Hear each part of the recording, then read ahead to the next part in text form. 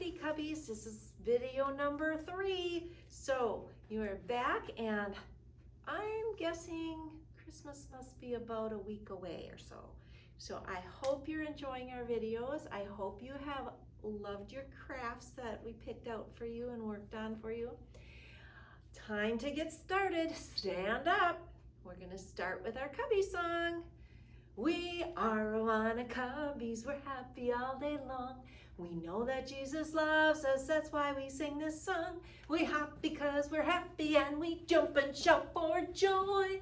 For Jesus is a friend to us, he loves each girl and boy, and he loves you.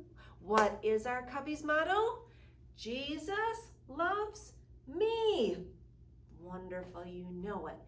And our Cubbies Bible verse, 1 John 4:10. God loved us and sent his son. Who is his son? That's right, Jesus. That's right. He came to save us, didn't he? Save us from our sin. And our story of Noah's Ark, this is our last night of Noah's Ark, but it all had to do with how evil and how much sin had come into the world. So if you remember, really quick, someone had to come along. God picked one man to build this ark. Who was that man? Noah. You're right. Noah and all his sons built the ark. Last week, you made a craft that looks like this, and this is great is your faithfulness. God is faithful. Always faithful. And he found one man to be faithful, and that was Noah. That's right, that was Noah. So we are going to start now. We're going to at that point where our ark is built, huge ark.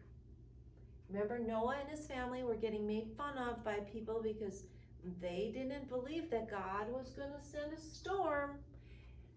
Okay, so this ark now, here's Noah. He's waiting for something. What is he waiting for? The animals. The animals have to come to the ark. Do you think that they went out looking for animals? Do you think they had to travel for the tigers and go find the monkeys and go catch the little mice? No, they didn't. They didn't even have to whistle for the dog. God is so amazing that God just brought the animals to him, right to Noah's Ark. 2 by 2 they came, 2 by 2.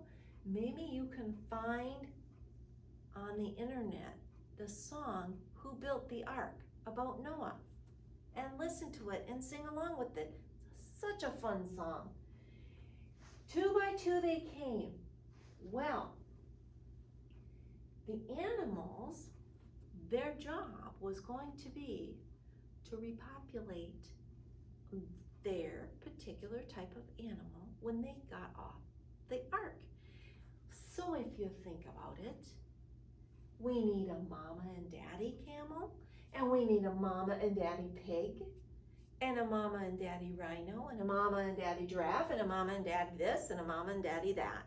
So that then when the ark and the storm is all done, they could get off the ark. But here's a tricky question. How did God put dinosaurs back on the earth? Well, a dinosaur was super huge. We know there are dinosaurs. God talks about dinosaurs in the Bible. Well, I'm going to guess either he took little baby dinosaurs that could fit on the ark, or maybe he had a couple of eggs that he carried along on the ark, and they were hatched and they were born on the ark or right after that. And they were small enough to fit on the ark. Now think of all these animals. Have you ever read the book called The Poop Book? Your parents are gonna love this. And it starts out and it says, a camel has a 1-hump poop, but a 2-hump camel has a 2-hump poop. It is such a funny story. But you think about that. Who had to clean that up? Not me. Not you. You weren't on the ark. All of Noah's and his family had to clean up after these animals, feed the animals, and water the animals. It was a full-time job. And 40 days and 40 nights. Once this door closed, look how big that door is. Humongous door. Who is strong enough to close that door? I don't know. Do you think that those people, they didn't get to go on the ark? Do you think they decided to close the door? Nope, they did not close the door. The Bible tells us God closed the door. All those animals get on the ark. Noah and his sons and their wives get on the ark, and God closes the ark door, shuts it up tight, and then the rain starts. Now, if we could actually be here at Cubbies, we would do a rainstorm, and it would be so fun. Maybe next spring we would be able to do a rainstorm and review our story. And the rain comes down. Now the rain comes down and the floods come up. The rains come down and the floods come up. The water comes up, the water raises. But wow, 40 days for that water to raise. That water's gonna come in and it's gonna just swish it out. So that's where God sends these tsunamis, and the water from the oceans comes in and wipes everything out. The rains come down. Hot lava comes out of volcanoes and comes down.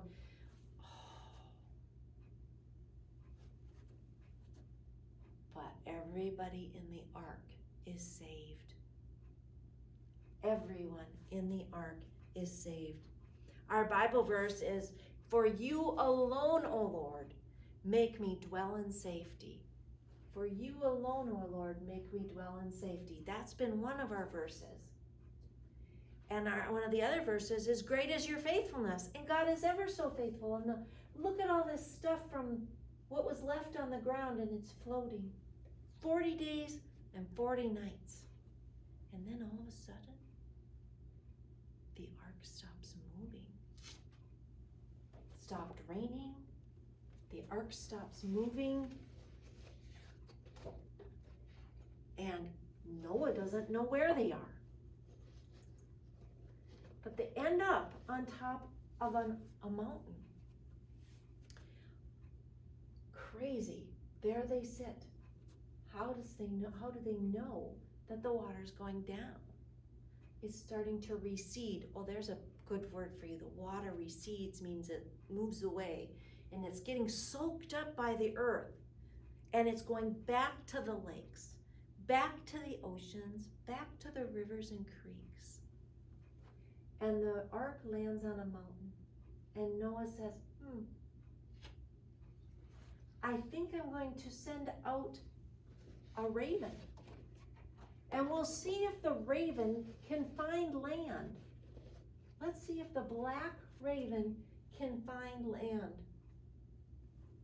But the raven comes back and does not find any land. So the next bird that Noah sends out is a dove. Sends out the dove. But the dove flies around and it looks around, sees nothing, only water, so it comes back. So Noah waits 7 more days. 7 more days. Ooh, what else is 7 days long? You know this.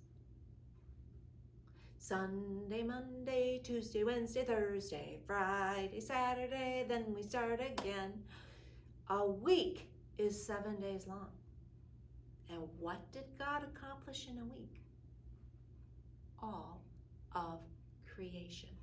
All of creation. So 7 in the Bible stands for completeness. 7 days later, he sends out the dove again. This time, the dove brings back a green leaf which means that the water now, whoa, that's kind of tippy. The water now is down far enough so the trees are out of the water long enough to even bud a leaf, to grow a leaf. Amazing. God is so faithful. And that is when Noah finds out he can get off the ark. He can get off the ark. The animals can get off the ark. His family can get off the ark. And he comes off the ark. And God shows his promise. It'd be nice if I could find my paper. Well, I can find this paper faster. Shows his promise. And that is the rainbow. It is our promise. God has set, he says, I have set my rainbow in the clouds. I have set my rainbow in the clouds.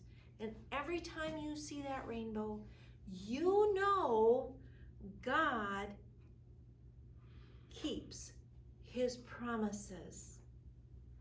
You are going to this week, look at all these beautiful crafts you've already done to be able to tell the story of Noah. He built the ark. God gives us his promise of a rainbow. And this one you're going to find in your packet. You're going to find a sheet with animals on it that you will have to cut out. And then you match them. I have a paper copy here. I think this is what you're getting. And it looks just like that. And you're going to cut it out. I've got some brown paper that you will be able to put it on. And you just match. These little squares down here match. So the dove goes up to the doves. And the monkeys go up to the monkeys. And then you can color your ark like I did. Well, another promise. Oh, I should tell you this. I have one more craft that came in the mail today. And I haven't been home, so I don't have it. But it is another Noah's Ark craft, and it's made, and it'll be a long ribbon, and you'll be able to make that, and that will be in your packet too. But another promise God gives us is he promised us he would send his son. And now it's Christmas time. And we are celebrating that he sends his son. It's a promise that the Jewish people, the Israelites, were waiting for, looking for their Messiah. They weren't looking for a baby, but he came as a baby, humbly, born in Bethlehem. And I have a Christmas ornament craft for you to make in your packet also. So I hope you enjoy making this craft. I hope you have a lovely Christmas with your families. Merry Christmas from Awana Cubbies. And I'm here to say Merry Christmas from Miss Rebecca and Miss Melissa and Miss Ray also. And we just hope you have a lovely time for Christmas. Merry Christmas, everybody.